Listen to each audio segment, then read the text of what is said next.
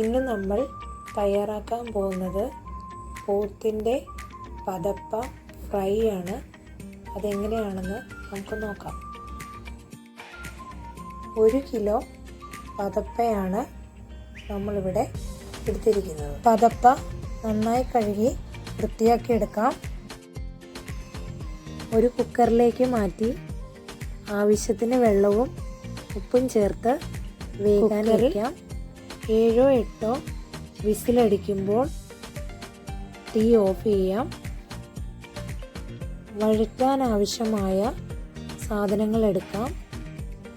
ചെറിയ ഉള്ളി, വെളുത്തുള്ളി, ഇഞ്ചി, കറിവേപ്പില. ചീനിച്ചട്ടി അടുപ്പിൽ വെച്ച് വെളിച്ചെണ്ണ ഒഴിച്ച് കൊടുത്തതിന് ശേഷം കടുക്, ഉള്ളി എന്നിവ ചേർത്ത് കൊടുക്കാം. ചെറിയ ഉള്ളി, വെളുത്തുള്ളി, ഇഞ്ചി എന്നിവ ചേർത്ത് കൊടുത്ത് നന്നായി ഇളക്കി യോജിപ്പിക്കാം.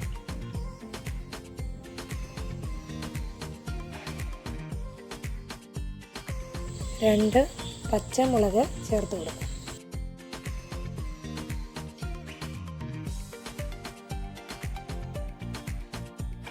കറിവേപ്പില ചേർത്ത് കൊടുക്കാം.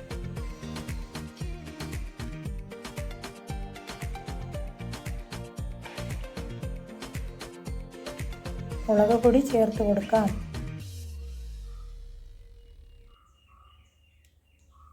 നന്നായി ഇളക്കി യോജിപ്പിക്കണം. തീ കുറച്ച് കൊടുത്ത് ഇളക്കി യോജിപ്പിക്കാം.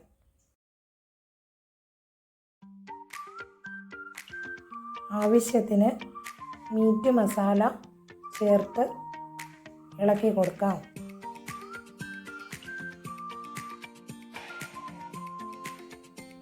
ഇനി മല്ലിപ്പൊടി ചേർത്ത് കൊടുക്കാം.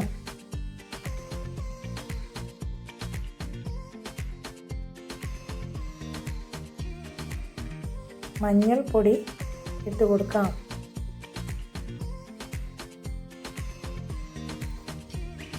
തീ അണച്ചതിന് ശേഷം നന്നായി ഇളക്കി കൊടുക്കാം, അല്ലെങ്കിൽ പൊടികൾ കരിഞ്ഞു പോകും.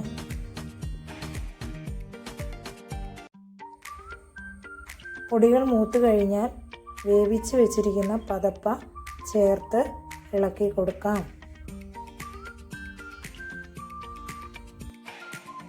നന്നായി ഇളക്കി യോജിപ്പിക്കുക.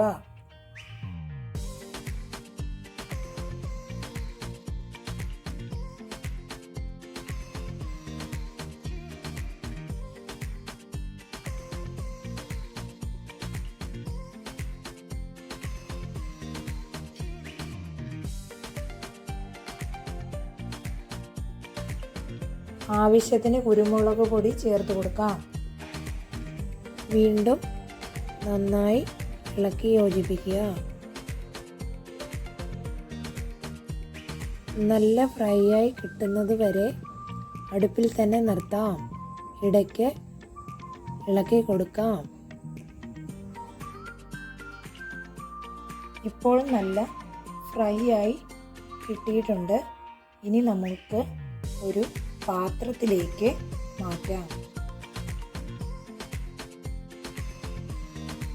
പതപ്പ ഫ്രൈ ഒരു പ്ലേറ്റിലേക്ക് മാറ്റിയിട്ടുണ്ട്. സവാള, പച്ചമുളക്, കറിവേപ്പില എന്നിവ വെച്ച് ഡെക്കറേറ്റ് ചെയ്യാം.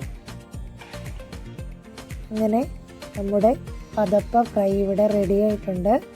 നിങ്ങളെല്ലാവരും ട്രൈ ചെയ്ത് നോക്കണം. വീഡിയോ ഇഷ്ടപ്പെട്ടാൽ ലൈക്ക് ചെയ്യുകയും ചാനൽ സബ്സ്ക്രൈബ് ചെയ്യുകയും. Thank you.